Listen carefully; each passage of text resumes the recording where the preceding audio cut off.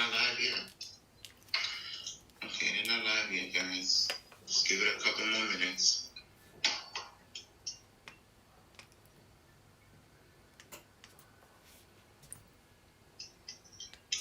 They're not live yet. Couple more minutes, guys. Couple more minutes. I'm sorry.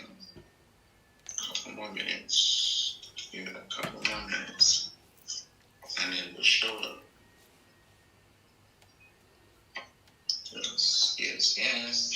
Bear with us, guys. Bear with us. All right, guys. Just bear with us.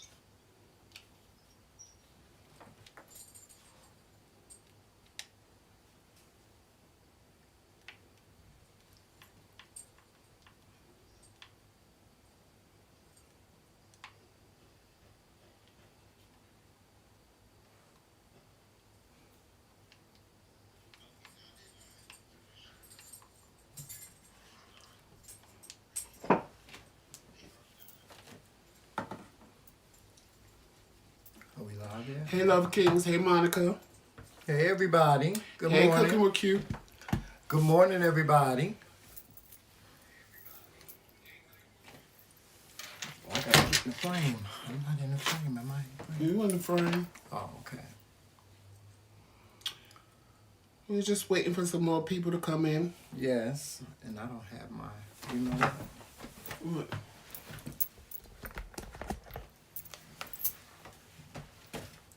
Hey, Wanston. Hey, what's going on, Watson? So I guess we're going to continue where Wanston and Monica left off.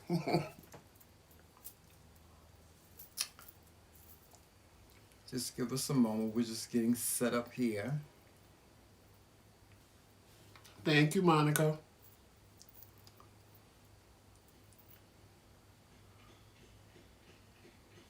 Hey, Anita.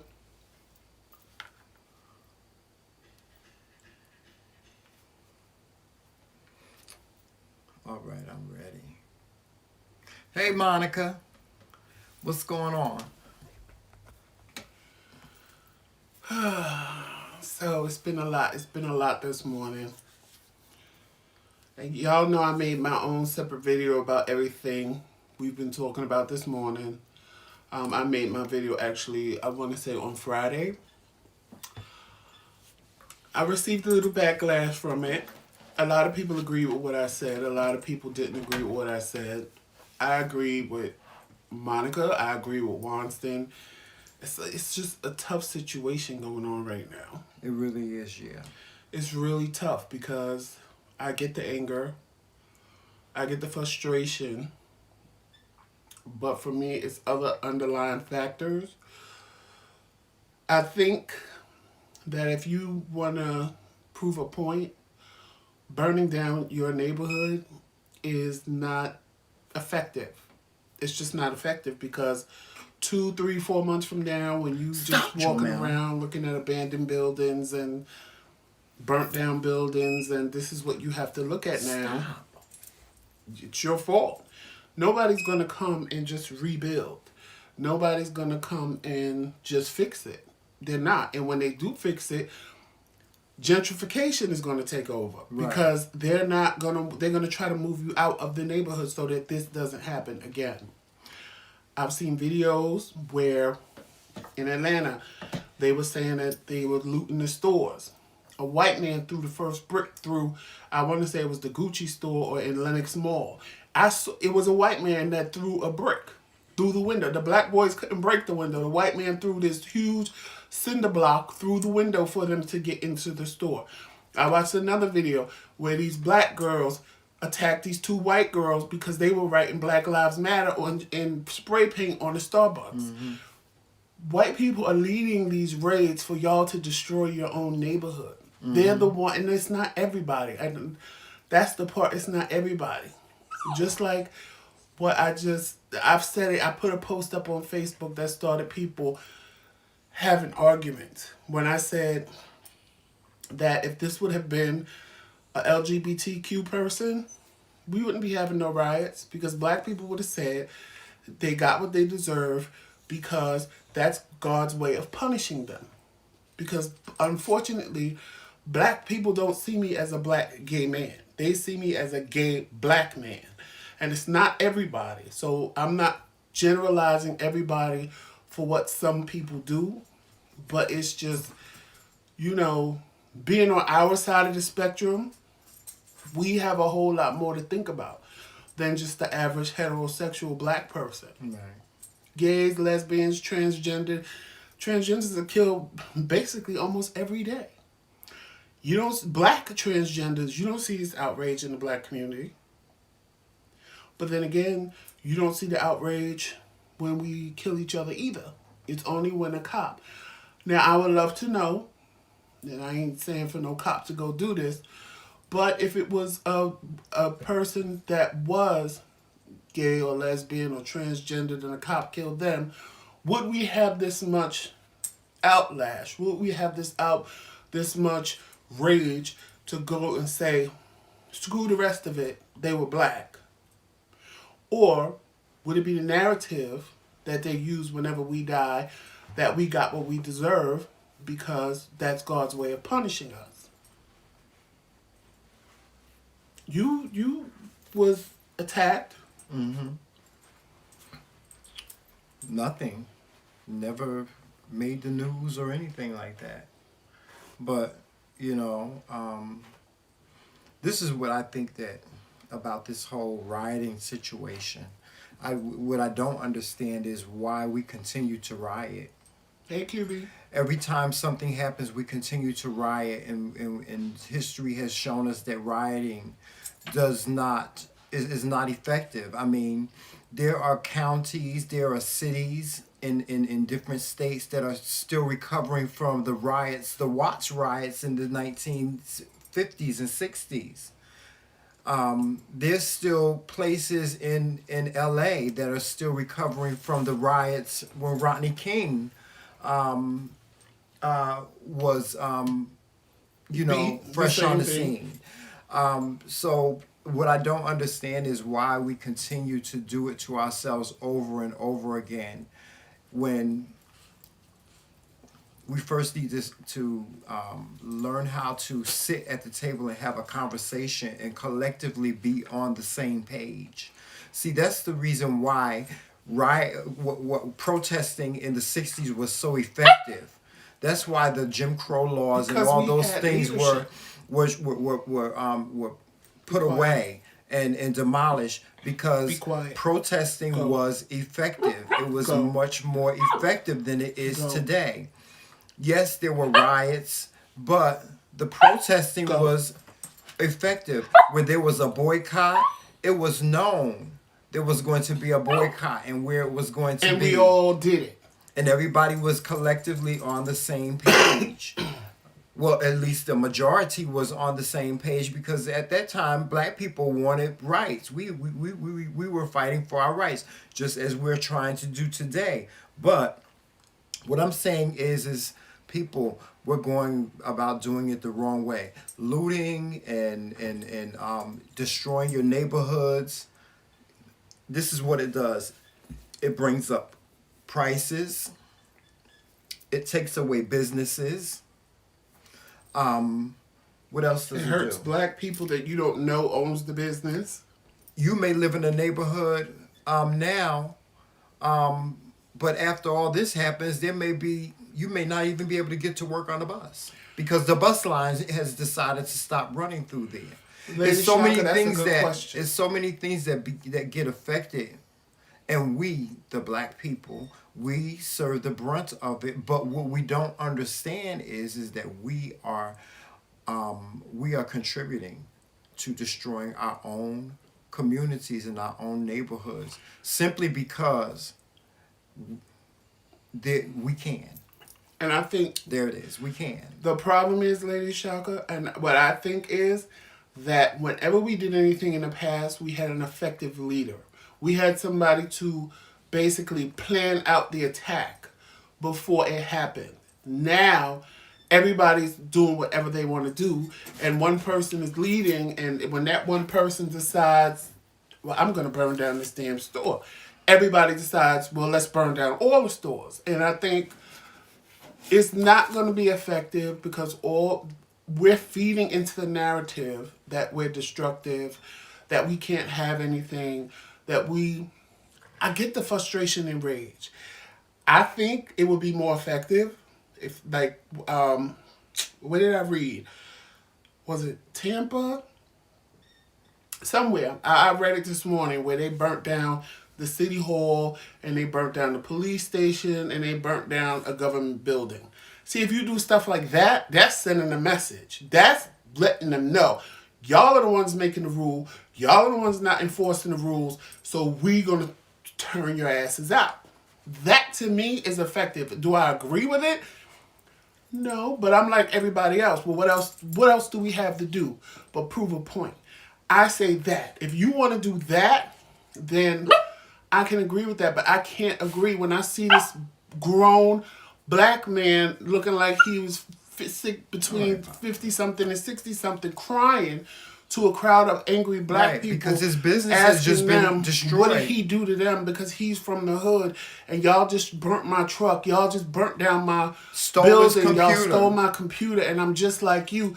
That's the part that hurts me because you did not know a black man owned that. And I'm sure had they known, they would not have done it because you're hurting another black person by what you're doing. Right. That's my problem with it. Right. Is You that never they know don't who you're hurting. Who owns what. Right. They're just saying, oh, McDonald's is a big franchise. Wendy's is a big franchise. Chick-fil-A is a big franchise. But black people own franchises too. No, they say corporations. I'm sorry. They're saying corporations. But what they don't realize is these corporations are franchises that are owned independently. I know a black man in New York, in Brooklyn, that owns 20 McDonald's. If Brooklyn decides to burn down every McDonald's they see, they're going to hurt a black man 20 times. Right. Exactly. He doesn't deserve that. Because he's just like you. He's just as frustrated. He's just as angry. Right. He probably started from nothing and built himself up in the community. He probably started as the and probably still contributes to the community in which he has a business in. Right. You have to think of all those things. That's my problem with it, is that they don't know who they're actually hurting. They don't know the single mother that gets up every day to go to that McDonald's to make sure her kids have food. Right. Granted, you can sit and say McDonald's don't pay you enough, but guess what? It's paying her enough to feed her kids. It's paying Johnny enough to save up to go to college. So who are you to make that decision for somebody who chooses to work there? Like they're not thinking about what they're doing. And I get it. I get the frustration. I get the anger. I get all of that. I'm a black man. Yeah. I got pulled over by the cops, and I was like sitting there scared to death. Like, okay, and are they going to pull their guns on me? Are they going to do this? Are they going to do that? My sister told me a story about when her husband got pulled over, and his wallet was in the back seat with her daughter. She's freaking out. Like, please don't shoot my husband. His wallet is in the back. My daughter has to pass it to me. Like, we shouldn't go through that. We shouldn't have to go through that. I've seen videos of white people attacking cops with wrenches and axes and hammers, and all they're doing is wrestling with them and trying to calm them down. That's a problem. Because if it was a black man or a black woman, they would have been tased, shot. I watched a video where a black man stopped in his tracks because the cops told him to stop, put his hands on his head, and this white cop kicked him square in his back for no reason. And when he turned around, because anybody with common sense, if you get kicked in your back, is going to turn around and see who the fuck kicked you in the back. They attacked him like he was resisting arrest. That makes absolutely no sense. I've seen plenty of videos where black men just stop, lay down, and then they get mad. Then they get angrier because now they can't whip your ass, so they whip your ass anyway. That's the problem. That's the problem. It's not the business owners. It's the lawmakers. It's the police themselves. Who's going to police the police? But let's also look at the positive side, the potential positive side of what is happening all around the country, and that is that the powers that be have to recognize the fact that we are in the midst of a pandemic. We are in the midst of a quarantine, and people feel so strongly about what's going on. They're out there on the front lines, risking their lives, their health, because this quarantine isn't over, you know. And see, I think, and this is why I think it's a ploy. Why white people, not all, I'm not gonna say all. I'm talking about the ones that's throwing the bricks and the ones that's busting windows. It's a ploy to get us out there in the corona, because the more of us that catch it have a chance of dying, because most black people have underlying conditions. Just diabetes alone is an underlying condition. Being fat is an underlying condition according to them with coronavirus. And if we go out there mad and angry without a mask and acting a fool, guess what's going to happen? We're all going to get the coronavirus. Some of us will pull through, and some of us are going to die. It's a ploy. It's a ploy to get us out Now, there. if you want to talk about a conspiracy, that's a conspiracy. It's a ploy. That you can really think about, that may possibly be. And when black people start making videos, them girls went off on them white girls. They was like, we didn't do that. When the news come, they're going to say Black Lives Matter did that, and we didn't do that. Y'all did it. And the white girl's like, don't worry about it. Don't worry about it. And she's like, no, we have to worry about it because we're going to get blamed for what you just did to the Starbucks. And look what they chose. Starbucks. Now, there are a few of us bougie black people that go to Starbucks. The majority of us don't. We go to Dunkin' Donuts. Right. So, I mean, just with the store they picked alone to write Black Lives Matter on, it's there's so much more behind this that people are not. It's a lot of sinister think behind about it. Yeah, it's a lot of sinister. Just like we talking about that, I have to send a shout out. I have to send a shout out to Newark, New Jersey. Yes. Because as many people Brick as City. went out there, and God knows I thought they were going to turn Newark out. They did a peaceful protest with hundreds and hundreds and hundreds of black people, white people, Puerto Ricans, Chinese. Like, I was proud. And I'll tell you Newark. why. I really was. You know why? I'll tell you why. You know why? Because Newark used to be a community divided. It used to be a community. It's a community that's united now. They are on they unite when it's time to unite in Newark. I know that from experience, from living there, how divided it used to be and how united it is now. And that is the reason why they were able to effectively have a peaceful protest, is because people in the city of Newark and the mayor and the powers that be, they unite on things. They have community meetings. They have peaceful protests. They have prayer visuals. They have all these different things. And Newark, New Jersey is proof of how a community can change. They really are. I'm telling you. I mean, it's talking to somebody that lived there a majority of their adult life in Newark and saw what the trenches used to look like versus what they look like now. Oh, please. Oh, my God. It's amazing. It's amazing. Yeah, shout out to Newark, New Jersey, because, they showed that we people, my people, can do something with decorum and still have a voice and make a loud and have a message. Because if anybody, I swear I would have thought Newark would have been a turn-up place. Yeah. I thought Newark would have been like Philly. Because Philly, they completely turned out the city. Yeah. They completely It was ridiculous. turned out the This city. is ridiculous. It really is. It's ridiculous. I was so proud when I saw Newark. They came peacefully. They had actually celebrities even went and protested with them. And I was like, this speaks volumes for Newark. Because Newark is a place that I'm sure they thought was going to be out of control. Yeah. And they were the ones that peacefully protested. They didn't do nothing at night. They just did their thing in the daytime. If they protested at night, it was peaceful still. Yes. It was what it should have been for them, because people were waiting for them. I know they were. I was even waiting. I was like, Newark, if they do this, baby, they are going to turn the whole downtown out. And they did. When I say they turned it out with the amount of people that came to protest. It was like every resident in the city of Newark came out yesterday with their signs, with their banners, did their thing. More than likely they did. Proved their point. Right. And peacefully went home. And speaking of Newark, shout out to our church, Unity Fellowship Church of Newark. Shout out to our pastor, Kevin, Elder E. Kevin Taylor. E. Taylor. Shout out to you. Shout out to everybody at Unity Fellowship. I know our whole church was there too. Right. Yesterday. But I mean, that was something to see. That was really something to see. I mean, and then, I think that Newark has learned his lesson as to what a riot, can do to a city.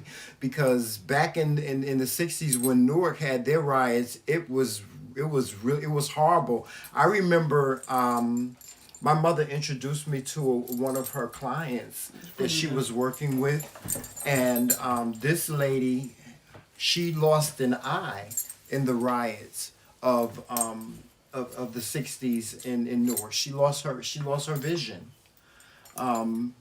So riots, it just nothing positive is coming from this. And John, nothing positive. The only thing, nothing peaceful is being shown on the news. Yeah. Nothing peaceful is being shown on social. Well, I can't say that because I did see a couple of peaceful. Well, protests. I'm seeing videos of the aftermath. Like all the news stations are showing videos of the aftermath. The buildings that have been burned down, the businesses that have been looted. And they're replaying videos of people looting, things like that. Right. And the majority of them are our people. But with the looting part It's of it, making it appear as though it's just our people, I mean. right, because it's white people doing it too. But the looting part of it is a bigger spectrum. I think the looting part of it is coming in because people have lost their jobs. People don't have money. That little stimulus check is gone. Yeah. And they're using it as an excuse to take and get what they need and what they want. The looting part of it, I believe, is because of the climate that it is now. And so many people don't have jobs. And that's why the white people are out there looting. That's why the black people are out there looting. Everybody's out there looting because of the climate we're in right now. Right. So, if they can't buy it, you might as well take it because they done broke in the store and everybody running in taking what they want. So let me take what I want. I mean, I watched a loot where these two people was dragging like 4 boxes of TVs. And I'm like, okay, you don't need all those TVs, so you're probably going to sell them for the money. Mm-hmm. Because the looting part of it, I don't agree with it, but I kind of understand it because of the climate that we're in. I think there would have been less looting if the climate wasn't the way it is right now. Right. I think it would have been burning buildings down and all of that would have remained in the riots, but I think there would have been less looting because people that don't have to steal would not have been stealing. Right. But now, in the climate that we're in, a lot of people that would have never thought about stealing thought about it because they don't have the money. Right. They're not working. They're not. I mean, if I'm not working and I can't feed my kids and you bust into a ShopRite, I'm gonna go in ShopRite and get food. I'm not gonna lie. I'm gonna go right up in ShopRite and get some food for my kids. I probably grab most of meat because rice and stuff I probably can get, or y'all be eating meat and bread or something. So the looting part of it, I think, is bad because people are doing it now because of the climate. I really think the looting part of it is because of the climate. Yeah, and somebody else said, well, what are we to do? What are we to do? We are to do, we are to do what is necessary for us to do. Listen, people, the one thing that deters us from making a noise and our voice being heard is the lack of unity amongst black people. Now, we can sit here and say Black Lives Matter and we can protest and all that other stuff, but the reality of it is we don't have no unity. We unified left. right now. Yeah, and we're And still not we're unified because half of us agree with it and the other half don't. Right. We're unified, but we're not on the same page. We have to be both in order for us to become effective in this country. I say it all the time, and I'm going to continue to say it. We, as black people, we will never evolve as a people the way we are supposed to until we are able to own what it is that is negative in our past and in our present, Now, and come together and have a conversation about how we're going to unify and how we're going to be collectively on the same page. now can I talk That's about it. can we talk about something else I found out last night? Yeah. Can we talk about Mr. Cooper and Mrs. Cooper from Central Park? Because you know they had the same last name. Really? Her last name was Cooper and his last name was Cooper. So Okay. that kind of makes you look like an idiot because somewhere down the line, your little white slave grandfather, great-great-great-great-great-great-grandfather was playing in the slave quarters for y'all to have the same last name. So Mr. Cooper is now getting dragged all over social media. Okay, I seen that. Because, of course, he wants to forgive her and say she didn't know what she was doing and we shouldn't attack her and things of that nature. Okay. Well, come to find out, now see, this is just the point I was making earlier. Well, not really, but Don't come tell to me they're find out related.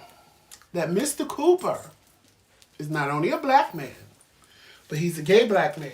Mm-hmm. So everybody's like even more pissed at Mr. Cooper because we as black gay men know that white gay men do the same thing in our little community, in our little gay community. They use their privilege. They try to shut black gay men out of things. Well, it's been discovered that Mr. Cooper's husband is white. Most of his friends are white. So is Mr. Cooper, is Cooper So his the married name? narrative, I don't know if that's his married name or his name, his original name. It didn't say. But the narrative is the only reason why he's forgiving her is because he has a white husband. So he's So of course, empathizing. black gay men, because you know they already have a fit because he's with a white man. So now he's sympathizing with the white people because probably his circle is white, most of his friends are white, his husband is white, and when you sleep with the enemy, of course, you feel bad for them. And then somebody said his mind, I was reading the comments, and they was like his mindset isn't like that of a gay black man that doesn't date white men, meaning that we are very pro-black, get the bitch, let her rot in hell. And he's, oh, let's forgive her. She just made a mistake, blah, blah, blah, blah, blah. So what do you think? I found it odd that he wanted to forgive her too, because my thing is, he could have ended up like George Floyd if she had her way. And I think he's under this delusion that it wouldn't have happened to him because he's so eloquently spoken and he's so this and so that. Because, you know, in my mind, and I'm not saying it's true, but in my mind, I feel black gay men that date white men feel that they're better than us because they have this little trophy. It's no different than black women feel about black men that date white women. So, do you think that's why he wants to forgive her because his husband is white? Or is he just that much of a loving, forgiving person that he knew he could have ended up like George Floyd, but it's just, don't destroy her life. She made a mistake. I get so frustrated with stuff like that. Listen.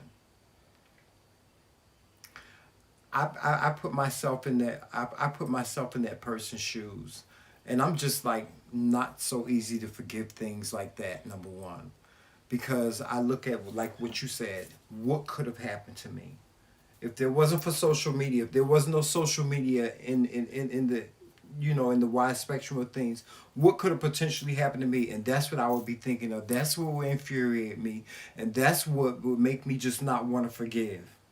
And, people, listen, let me say something about forgiveness. It's okay. It's all good and well to forgive people and stuff like that. But I feel as though you don't always have to vocally express your forgiveness to people, your enemies, and people that have done things to you. They don't deserve that. They don't like people that have done things to me, certain people that have done things to me that I've forgiven and I've moved on from it. They don't deserve to know that I forgave them. No, but you They forgive don't. them and keep going. And I keep that to myself. I'm not gonna go and tell you I forgive you. If I feel as though I'm rewarding you by telling you I forgave you. You know what I'm saying? I just don't. I'm not with all that. I'm just not with all that. I'm not. I'm just really not with all that. As far as like I'm a God fearing and forgiving person. I can forgive a person, but I don't feel like everybody deserves for me to vocally give them the gift of forgiveness when they've done me wrong or when they've betrayed me or they've done something to me. I don't feel as though they deserve to know that I forgive them. No, and not everybody. Some people, yes, but not everybody. No. And see, in that instance, when people used to ask me why wouldn't I date outside my race, for that reason, because if something like that happens to me, I feel, this is my personal feeling. I'm not saying that it can't happen and they don't understand. So please don't take it that way. For me, if I was Mr. Cooper and I came home to my black husband, he totally understands how I feel because he's been there. He knows what it's like to be a black man. But I feel if I came home to my white husband and told him what happened, he would look at me and go, oh, it'll be okay.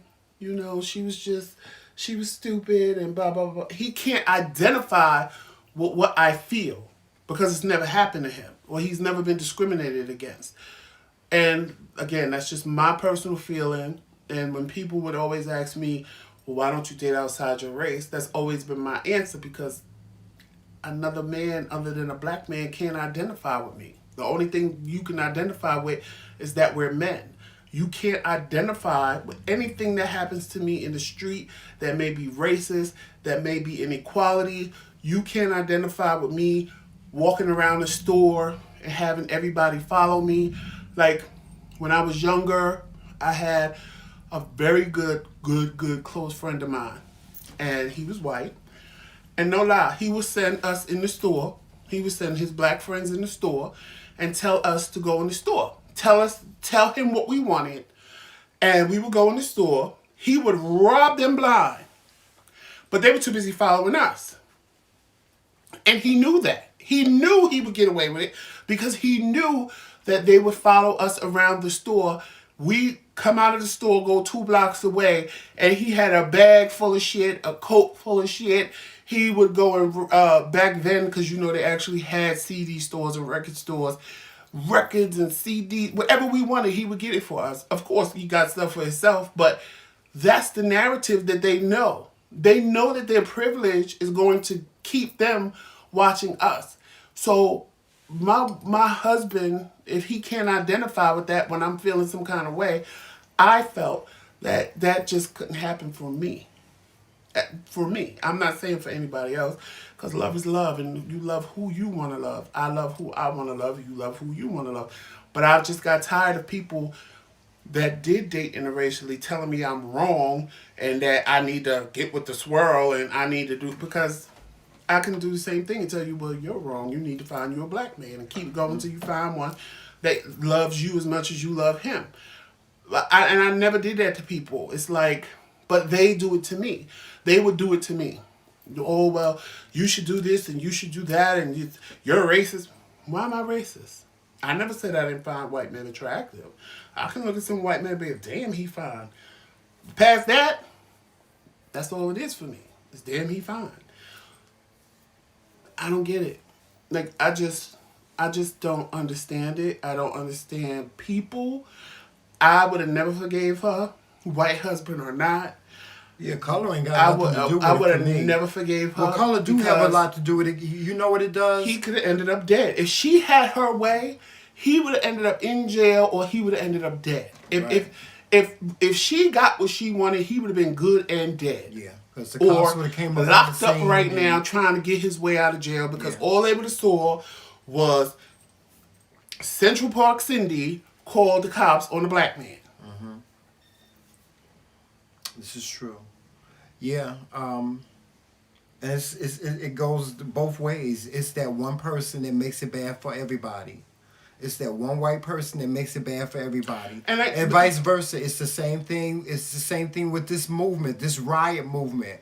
One person doing the most is the one that, I mean, everybody suffers the consequences of it, and especially us black people in our communities. When these communities build back up, prices are more expensive. The owners of these businesses do not want to hire black people. They don't even want to be there. The only reason why they are there is just because of the money. They want to make their money. They want to come in and make their money, and they want to get out before dark. Okay? And they only want to come there when their business is open. They keep their business open for a short period of time. They don't stay open after 4 o'clock, after dark.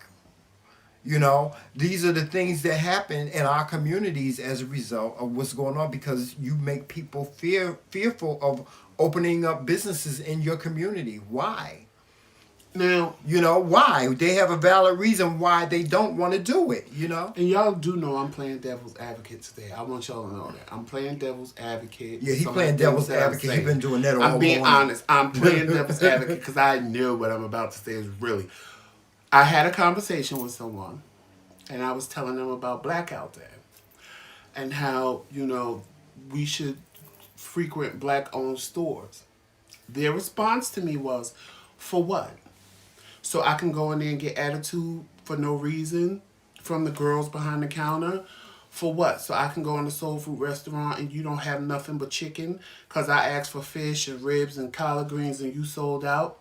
Why should I go to black-owned businesses because they feel I should be there because I'm black and treat me any old kind of way, as opposed to going to a white establishment and getting what I want? Now, in all actuality, I have been in situations like that where I've gone in black establishments and I've gone off. And I was like, this is why I don't come to places like this, because all you black women got an attitude for no reason. I'm standing here being nice. I'm not being mean. I'm not being rude. And you just have an attitude for absolutely no reason. Mm-hmm. But at the same time, no shade. You can walk in McDonald's and get the same attitude. You can walk in Taco Bell and get the same attitude. You can walk in... That was my thing to them. Well, do you stop going to Walmart? Do you stop going to Target? Do you stop? I went in a soul food restaurant that I wanted to, you know, they were brand new. They just opened up. And y'all know I can cook. So I said, you know what? Let me go give them some business. You know, my brothers and sisters, let me give them some business. Mm-hmm. The food was horrible. I'm sitting there eating it and going, I can cook this better than them. I'm honest to God, I wanted to go in there and ask them, were they looking for a chef? Because I'd be more than happy to come and cook their food for them. Because right now, they would still be open if I was the chef in there. Because they ended up closing within... Off. Turn it back on.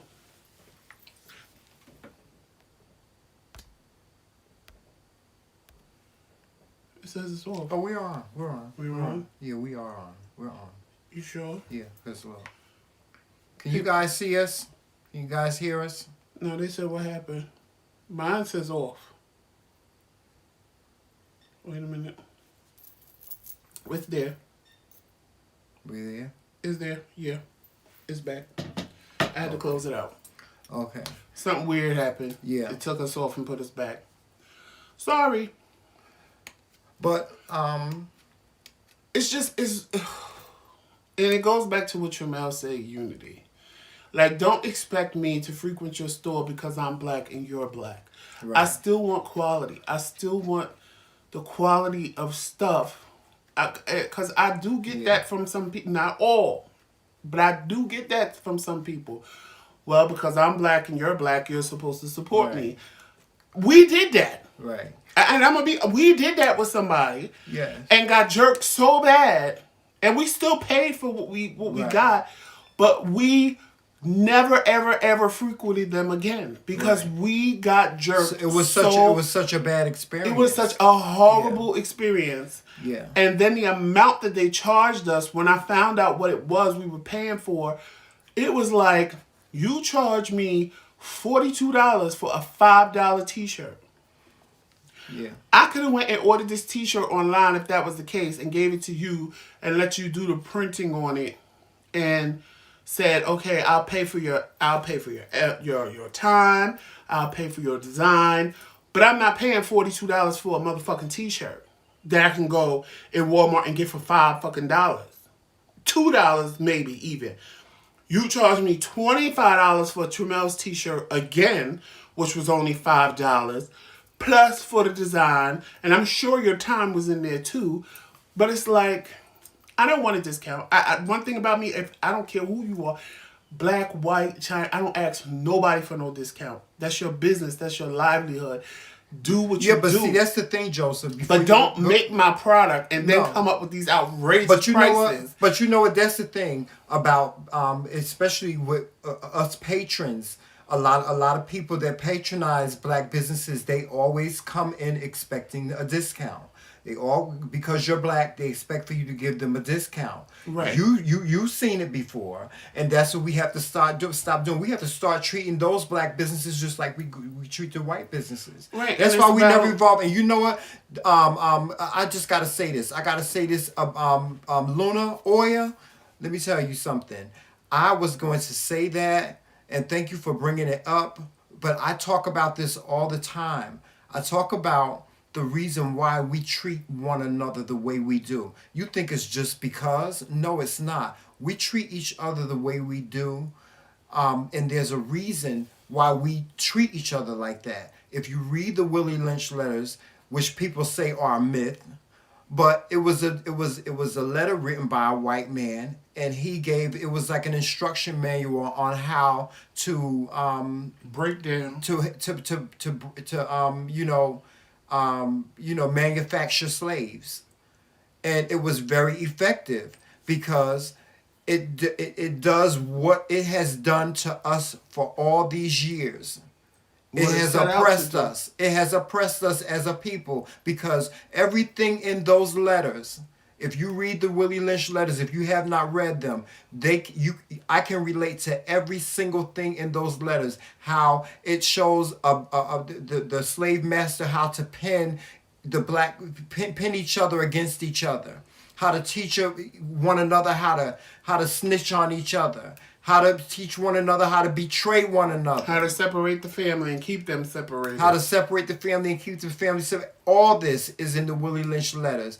And listen, no, it's not a good thing. It's a bad part of our legacy, our history. But in order for us to move forward and change it, we have to own it. We have to recognize the fact that that's what we were. Once we can move on and say that's what we were, then we can change those behaviors. But those behaviors are never going to change until we own it. You know, the one thing you learn in a black family as a black man, if you grew up with your father and your mother in your household. I grew up in a 2-family home, and the one thing my father always used to say was, you got to man up to whatever you do, you got to man up to it. And right, John, you right. I man up to it. I confess. Harriet Tubman, here she goes saving them, and them bitches snitching on her. Oh, she about to take 20 slaves tonight, sir.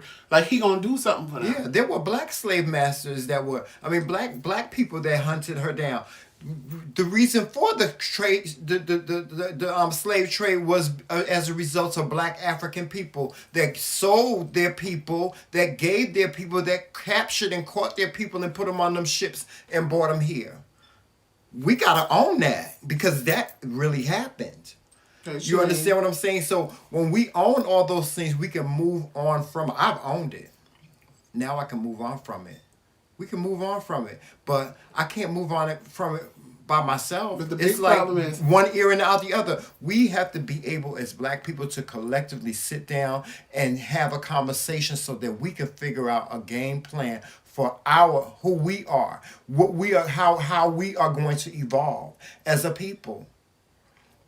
But we'll never be able to do that We'll never be able to do that with all this conflict in the world. We got church hurt, right? Mm-hmm. We got the homosexual issue in the black in the black community.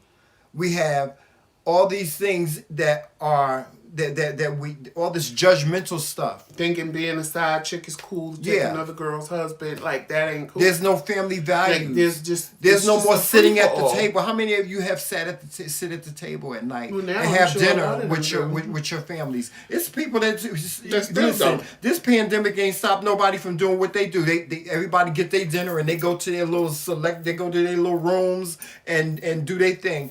There's real no question more is, sitting at the table anymore. We know what the problem is. So how do we fix it? And how do we stop blaming? We have to fix it. My problem is... we have to realize that we have to fix it. No, y'all, my we problem gotta is fix it. We need to stop blaming everybody else for what we doing amongst ourselves. That's right. That's my problem. Yeah. Well, we need to stop blaming everybody else that ain't got nothing to do with what we're doing to ourselves. Once we fix that, then we can fix what everybody else is doing to us. Right. But we keep pointing the finger at everybody, but who it belongs to, and the finger needs to go this way. Yep. It don't need to go this way. It needs to go this way at each and every one of us. What are we doing to fix the problem? Mm-hmm. How are we trying to fix the problem? Right. And most of us aren't. We're just saying, oh, it's a problem. We know it's a problem, but I don't know what to do to fix it. Or somebody comes along and try to fix it, and that ain't gonna work. We got to do better. Listen, we got to do better. Anything is better than tearing up your community, people getting killed, people getting hurt in the midst of us trying to make a statement. It got to be something better than that in our communities. It got to be.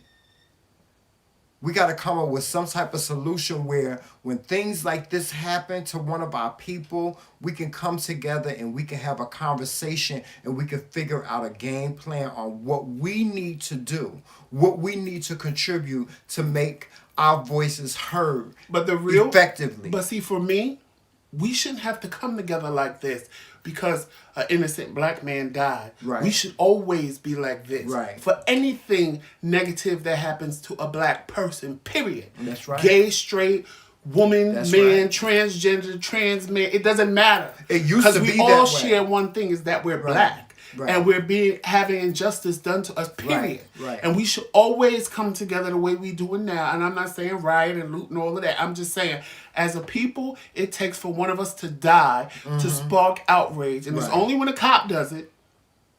Let's be real. It's only when a cop kills us. Because we didn't do this when the white man killed that boy in Atlanta. We didn't do this. We should have started doing it then. We didn't do it. We were outraged. We talked about it, but we didn't do all of this. But when a cop do it, it make it different. Because they're supposed to protect us. But at the end of the day, nobody should be killing us. Right. Trayvon Martin should not have died.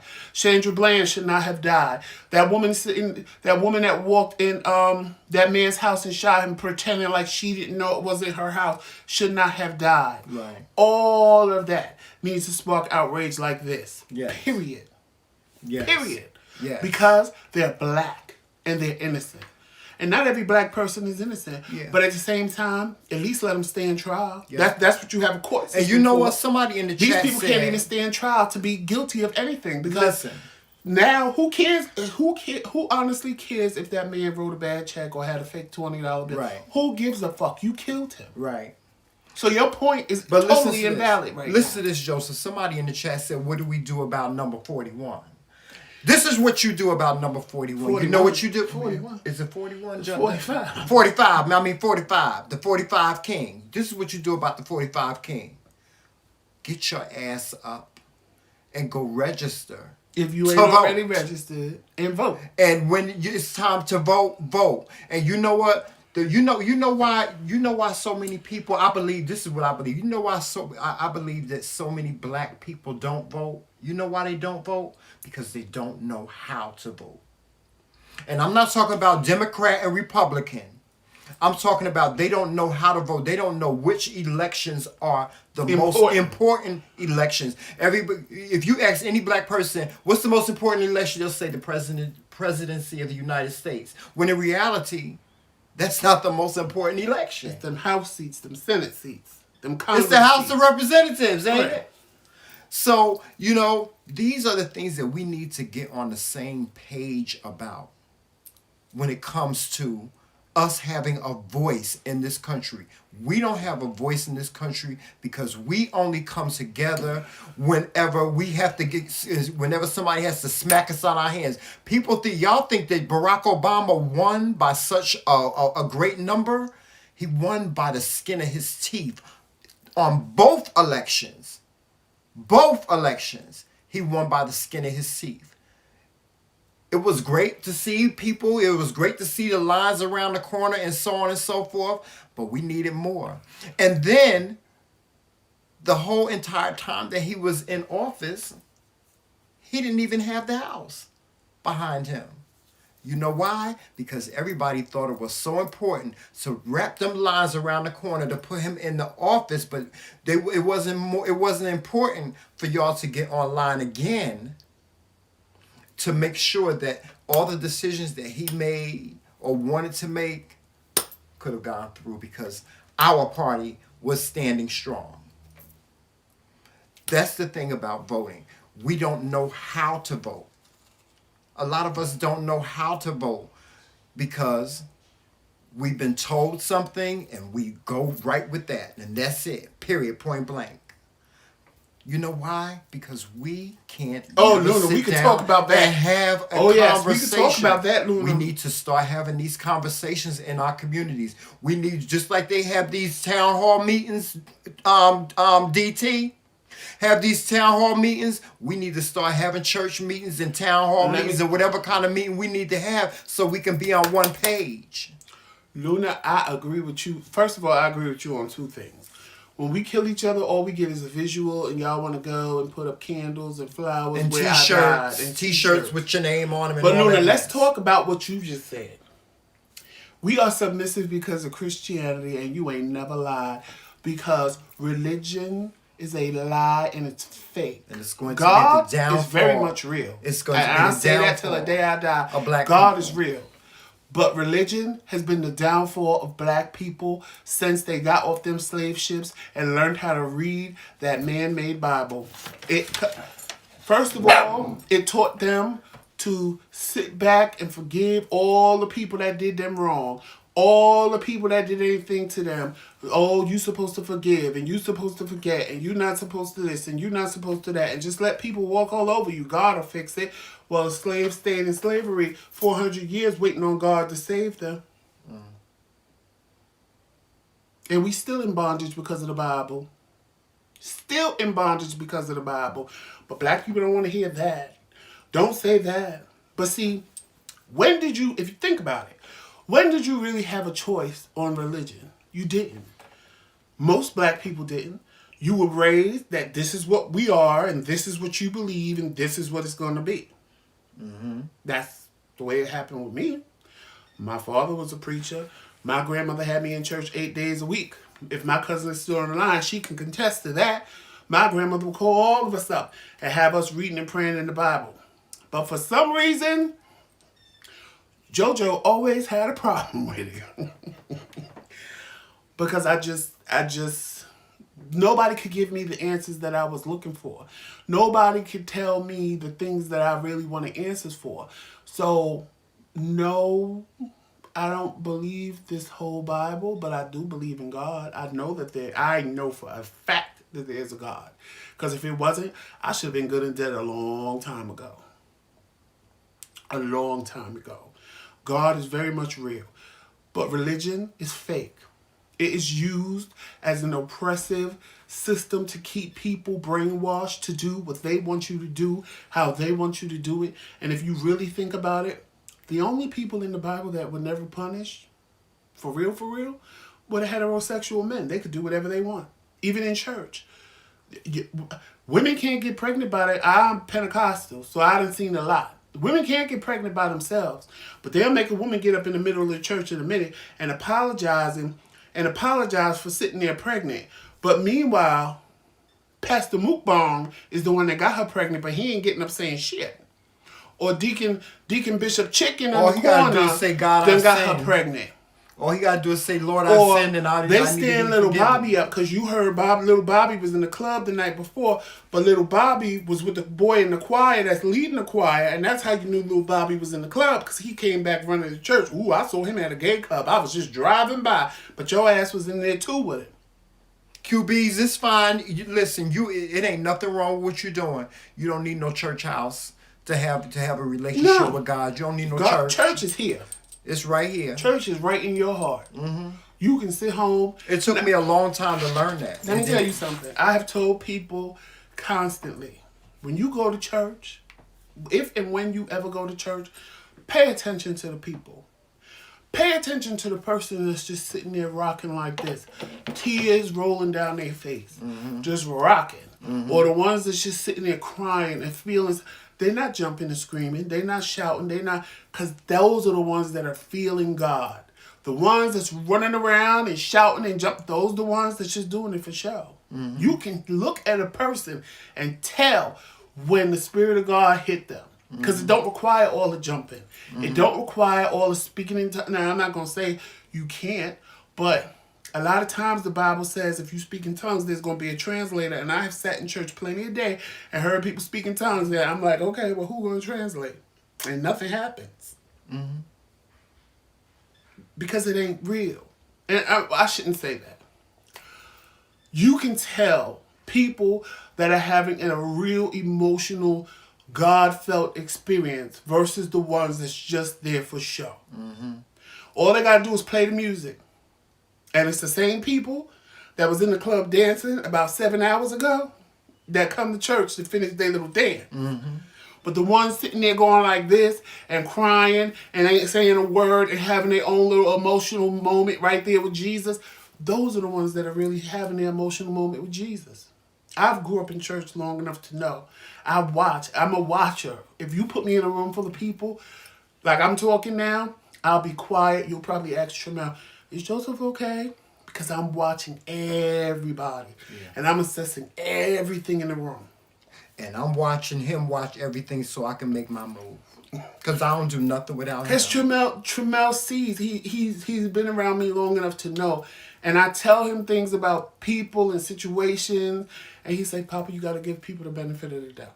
Then he'll come back and say, well, you was absolutely right. Because I pay attention. I watch people. It's like a discerning spirit God gave me that I can look and I know when somebody's being real with me versus when I know it's just for show. And it's just... And it's not... It's like he's giving me to think about. And when I think about it, or when I'm observing or something, it's like, wow. It really is. You know,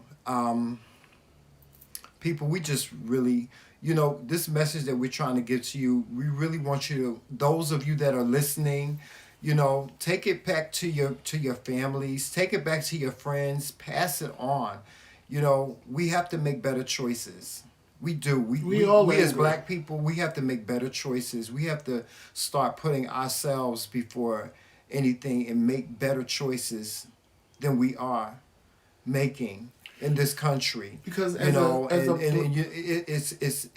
it's very easy for any of us and all of us to turn a blind eye or a blind eye to what's going on in the ignorance world of the hood and, you know, those that just decided to tap out, but it's still there.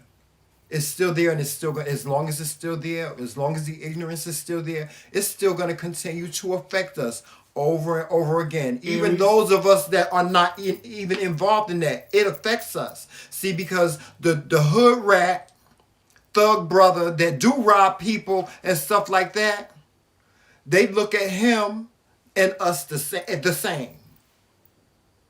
They look at us the same.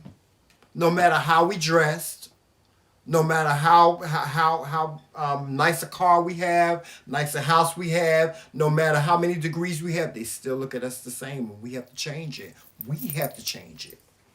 It don't matter because, you know, black people think because they have an education, because they may talk a little different from a person in the hood. That don't mean nothing. That white people view them different. Ask people in the South what that means. That don't mean a damn thing. To them, we still the same. Yeah. They ain't no It don't mean nothing. They ain't the old... I'm not even going to say that. But we're no different We're not. to them. We're no different. You can get as rich as you want to, and you can live on the highest hill and have the biggest house on the hill. And if you black and you driving down the street and the And they police all officer live on feel that like hill? stopping you and pulling you over and yanking you out your car and tasing you or putting you in a jail cell 'Cause they ain't gonna ask while you- you screaming, I want my lawyer, I want my lawyer, and they send somebody in there to choke you out and kill you. Or when you sitting there going, but I went to With Princeton. your money ain't gonna do nothing but be I went passed to along Harvard and- to whoever you left I'm it a to. And law-abiding that's black it. man. I'm not one of those thugs that you're used to. And please don't erupt, child. They ain't Shut the listening to fuck that. up and They're get in gonna the treat goddamn you car. That's like what they're they gonna treat tell you. all the rest of us. Put your hands behind your back. Don't move. And that's the Dead. problem with black people. That's another problem we have. Some of us overcome and forget that you in the same place Sure do. that they are. But now because you got a little bit more than them, you better than them. Now I made a point to Tremel because we had an argument one day about this. Oh yeah, I remember. We had an argument about this. He's like, people need to go back to the hood and blah, blah, blah, blah, blah. And I was like, go back to the hood for what? So they could rob you, so they could steal from you because they're jealous now. You're rolling up in a BMW or a Mercedes and now they want to take your car and destroy your stuff. And we argued back and forth. And we happened to be in the hood. And I saw this boy crossing the street. And it was broad daylight. It probably was like 9 to 10 o'clock in the morning. It was a project building. And he is crossing the street in his bathrobe and these big claw slippers that look like bear claws, bare feet claws. And I said, now, what educated black man is going to tell him this is not appropriate to go to the store in? Like, common sense should tell him, this is not appropriate to go into the store in. Then he looked and he thought about it. I said, and he'll be the first one. If I lived over here and came back over here with something, he'd be the first one saying, I think I'm better than him. I think I'm this. I think I'm that. We have to stop on both spectrums. Just because a black person is able to get out of the hood don't mean that they think they're better than you. And just because some of them are stuck in the hood don't mean they're worse off than you. We all started, at the end of the day, we all are looked at as the same. As the same. The most we might get is that much more respect if we kind of fit into their circle. Mm-hmm. And we'll get the, you're not that type of black person. Mm-hmm. Or you're different than what I thought you were. But that's already telling you they thought you were your old ghetto self. Right. But now because you can talk proper You better stop and you can preaching on form a the Sunday. sentence, and because you act like you have some civilization to you, you ain't the crazy lunatic black person that they thought you were. See, that's what that means. You're not that type of black. Just like, you know, people do gay people the same way. You're not that type of gay. You're just gay. You're not that type of gay. Yeah. Because they already have a preconceived image of you in their mind. Right. So when you come forth and give them something totally different, it's like, oh. Well, I went to an interview one time. This lady was like, when I got there, she was like, "Oh, you're black." Right. Because I guess I had my little white boy voice on. You know, when she called me for the interview, she was like, "Oh, you're black." Yeah.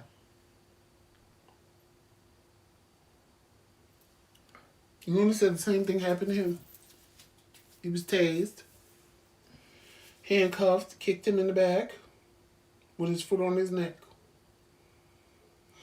Right.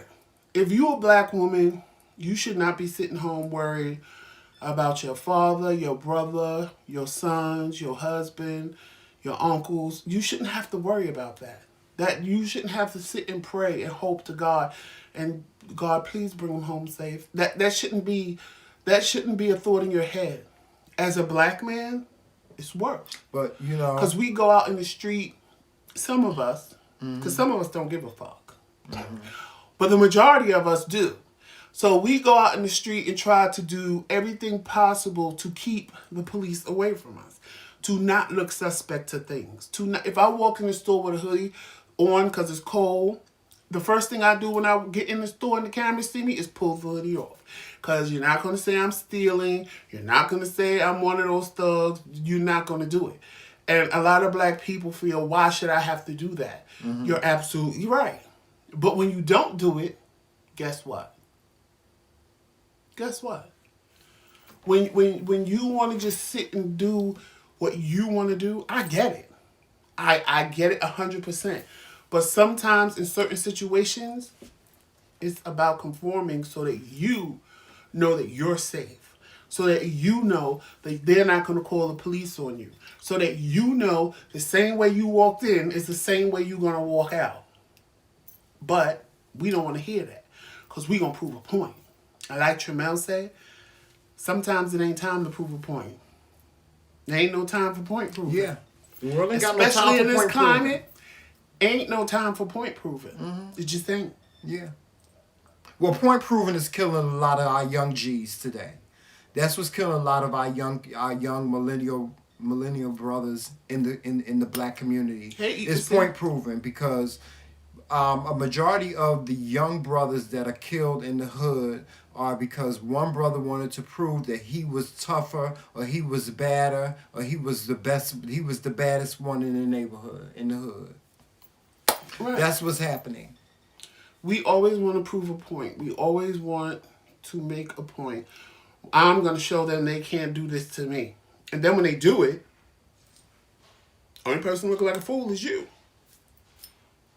Like, I watched black men get pulled over. I watch videos and I'm sitting there like cringing for him. Like, why are you doing this? Right. Like, dude, why? You're asking for it. Right. You're asking to be shot. You're asking to be tased. You can't do this.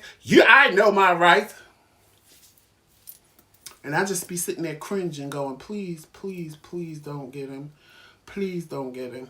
Because there's been plenty of men that got for less than that. I mean, I know the frustration, but I'd rather comply and be, if I'm going to be killed, I'm going to be killed for complying than not, you know. Right, and see, John, that's another thing. And you know, as us being gay, we could talk about that all day long.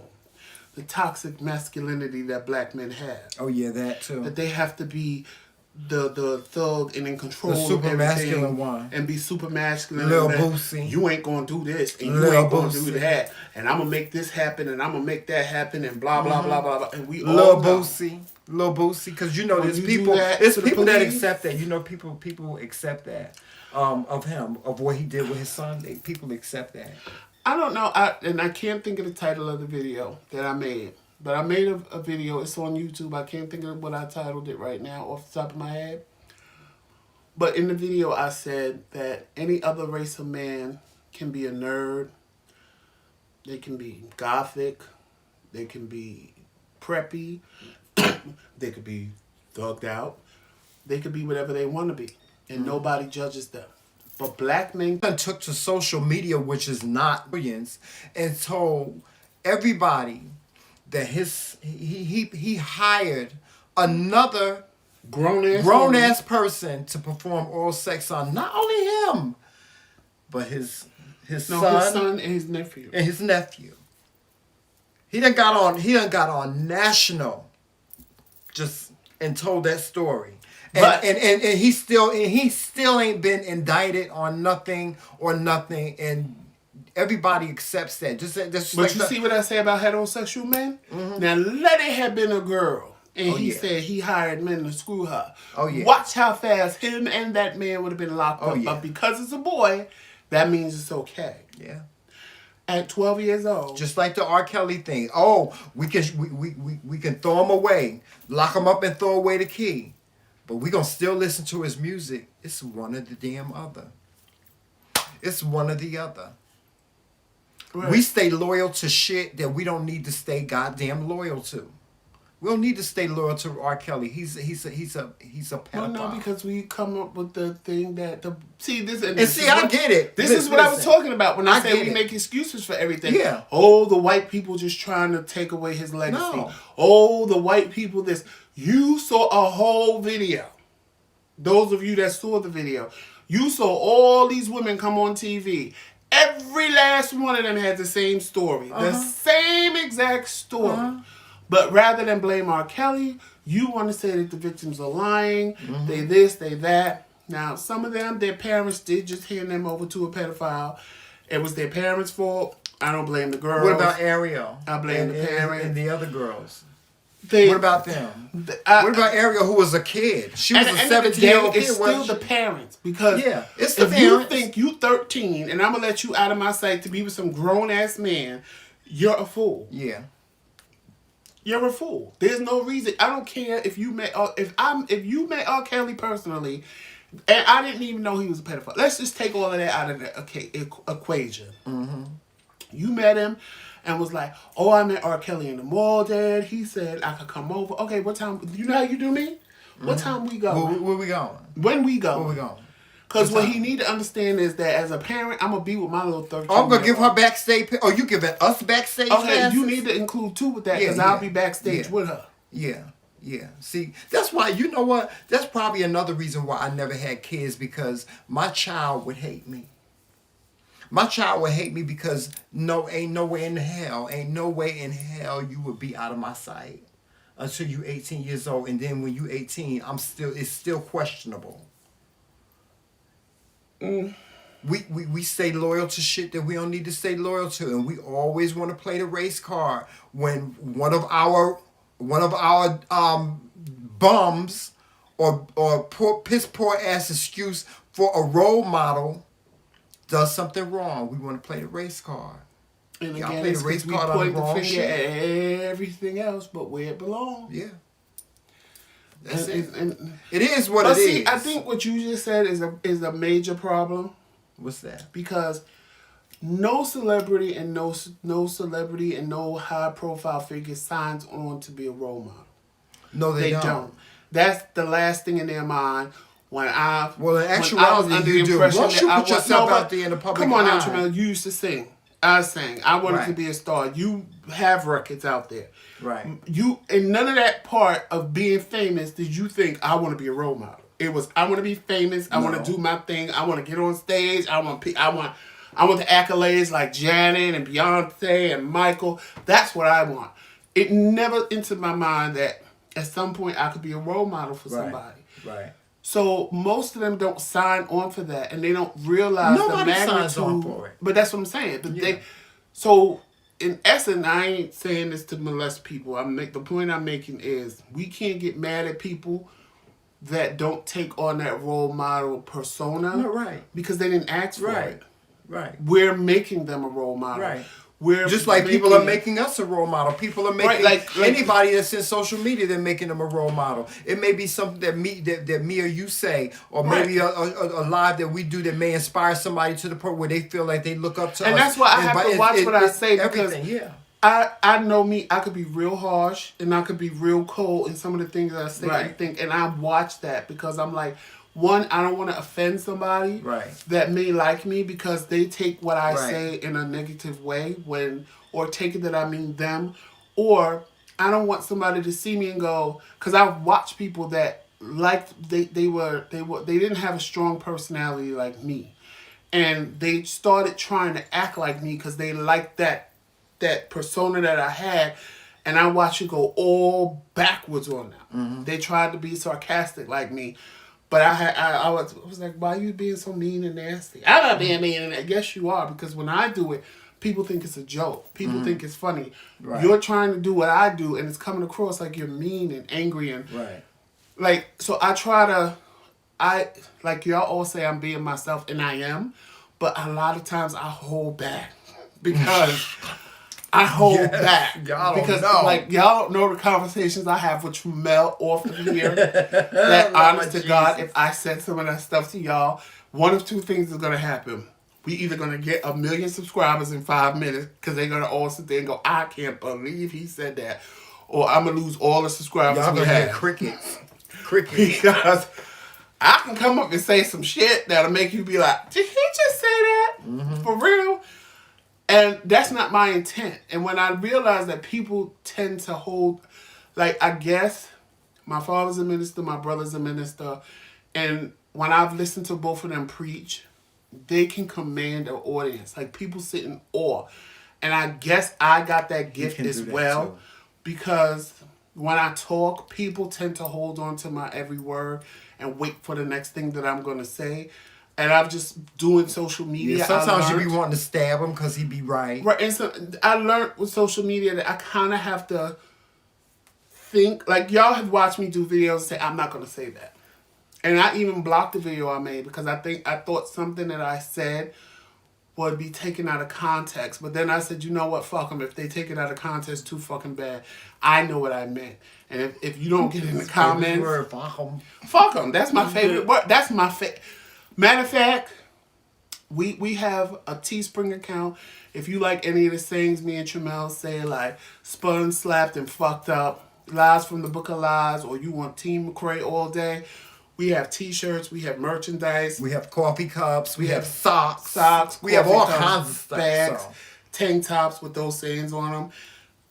I think I'm gonna go back in the link and make a shirt that says "fuck them" because that's my favorite saying. Fuck them, like just fuck them. Yeah. F-U-C. No, matter of fact, we'll do it where it doesn't say the whole word "fuck." It'll say like F-C-K, U-M. Fuck them. Because that's my favorite saying. Whenever something happens, the Trimmer will be like, well, so-and-so, fuck them. Well, then, fuck them.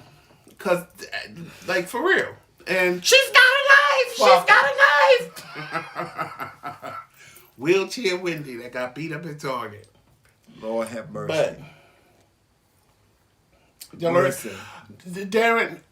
Darren, right? Yeah, Darren, I do speak my mind, but sometimes I hold back just a little bit. Honestly, it's just a little bit. Because I tend to, I've learned, and people have told me that sometimes I'm too real. I don't think there's such a thing.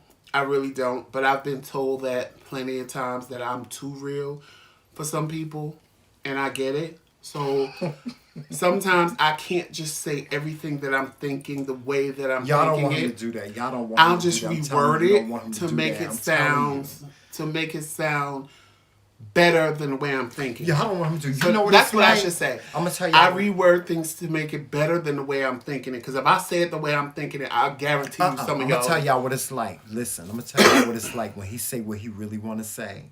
You ever seen that movie Clash of the Titans? Remember the Kraken? You know, the one that they had to put Medusa's head up in front of and make it turn to stone? The Kraken. That's the Kraken right there. Yeah, I have to hone that in sometime. Because sometime that... Like my friend John is on this live. And me and John was in a situation years ago.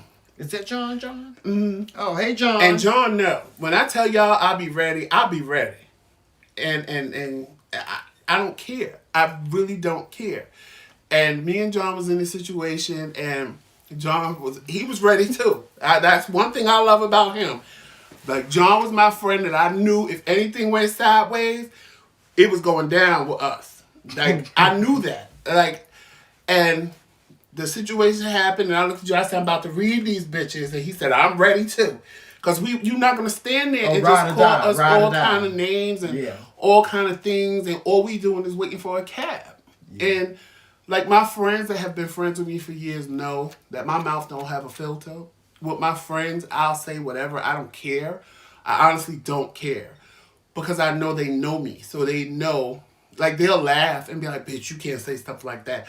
But they don't take it personal because they know who I am as a person. With you guys, I can't just do that because you don't know who I am as a person for real. You only know what you see online.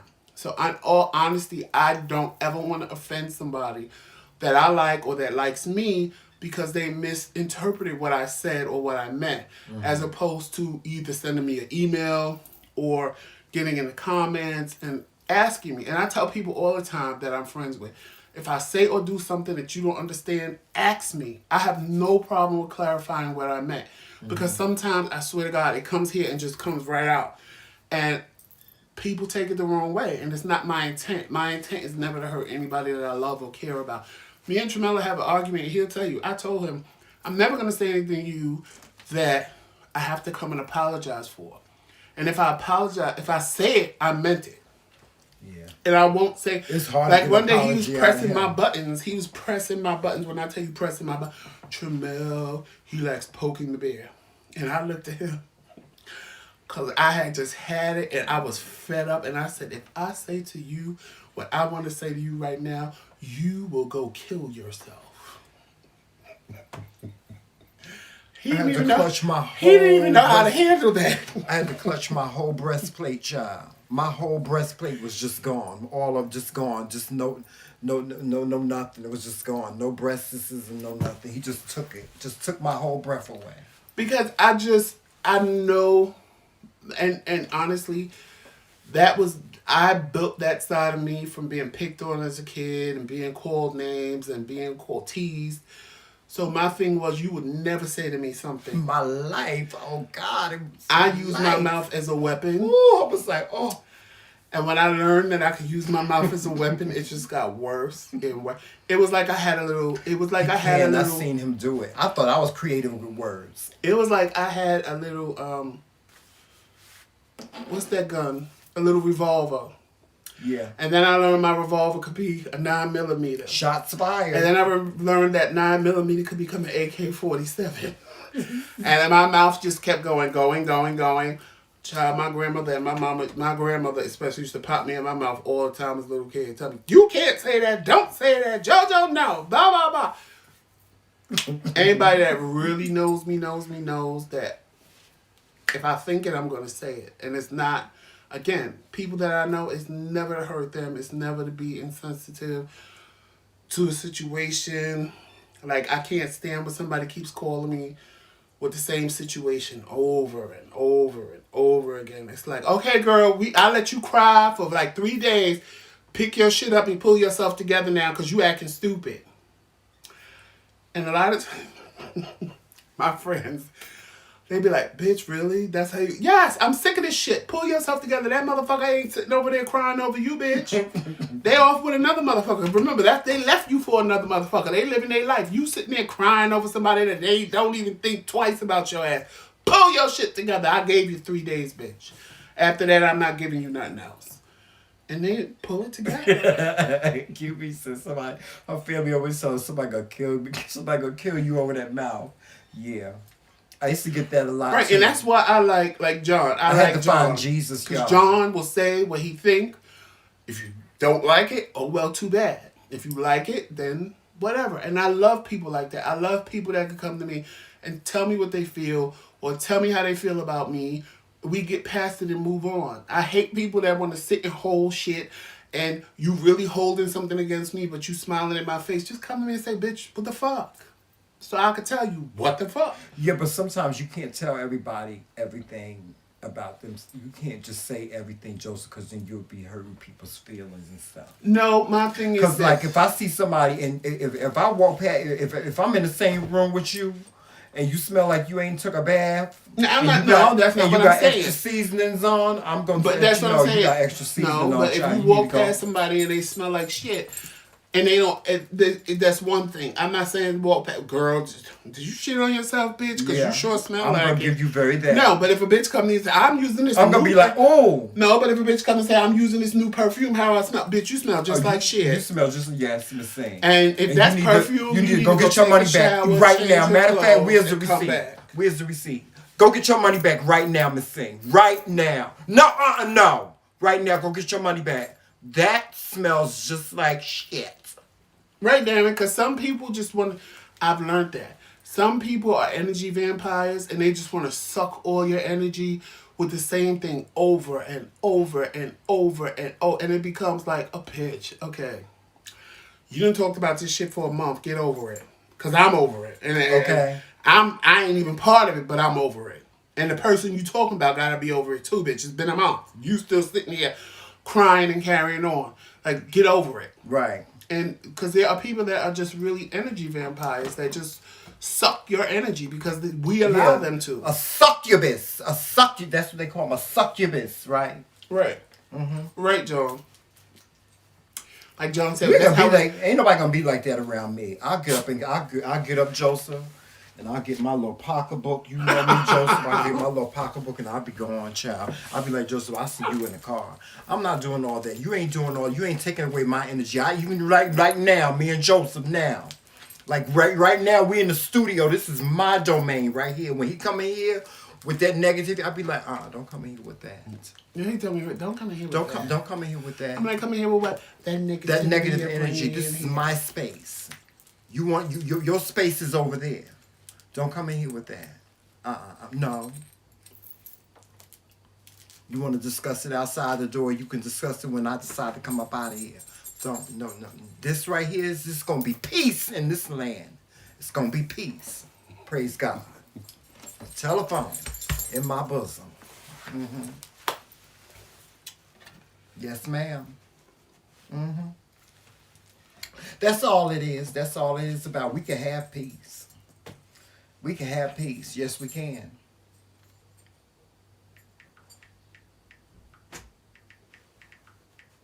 Hold on 1 second, y'all. I'm sorry.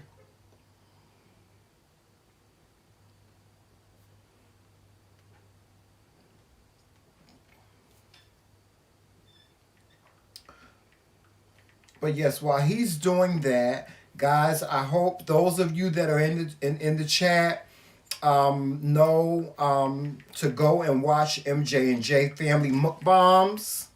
And you guys have to go over to Winston's page, and you have to go over to Leo's page as well and watch them. All these people that I'm mentioning to you are MJ&J Family Mukbang. Mm-hmm. It's me, Winston. Yes, honey. Yes. And then you got yo, it's your boy Leo. Yes. And I promise y'all, if you have never watched Winston and Leo together. Oh, God. Because they're married just like me and Tramel. Yes.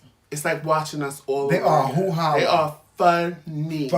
They're good apart, but they are funny together. Yes. And also, make sure you go like and subscribe and watch Surprise Around the Corner. Oh, yeah, Surprise Around the Corner. Surprise Around the Corner will have you in stitches. Surprise Around the Corner. I'm still laughing at you stepping on that rat while you was going for your walk. I'm still laughing at that.